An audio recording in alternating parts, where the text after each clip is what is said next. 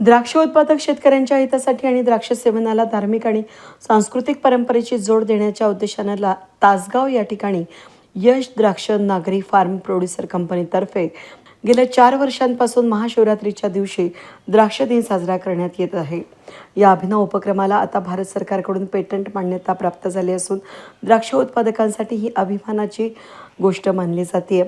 या मान्यतेमुळे महाशिवरात्रीच्या दिवशी द्राक्ष दिन साजरा करण्याच्या उपक्रमाला अधिकृत स्वरूप प्राप्त झाले असून भविष्यात हा उपक्रम अधिक व्यापक पातळीवर राबवण्याचा निर्धार संस्थेने व्यक्त केला। भगवान शंकराला रुद्राक्ष प्रिय मानले जाते। रुद्राक्षातील रू काढले तर द्राक्ष या भावनिक संकल्पनेतून महाशिवरात्रीच्या दिवशी भगवान शंकराला द्राक्ष अर्पण करणे, पिंडीवर वाहने आणि प्रसाद म्हणून द्राक्ष सेवन करण्याचा संदेश दिला जात आहे। श्रद्धेनुसार असे केल्यास मनोकामना पूर्ण होतात असा विश्वास अनेक भक्त व्यक्त करत आहेत। महाशिवरात्रीच्या काळात द्राक्षांचा हंगामही जोमात असतो।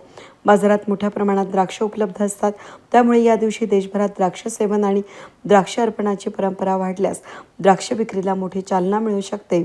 याचा थेट फायदा द्राक्ष उत्पादक शेतकऱ्यांना होणार असून द्राक्षांना चांगला दर मिळण्यास मदत होईल असा विश्वास व्यक्त करण्यात आला आहे। वेद न्यूजसाठी प्रतिनिधी कैलास उपाध्ये, लासलगाव।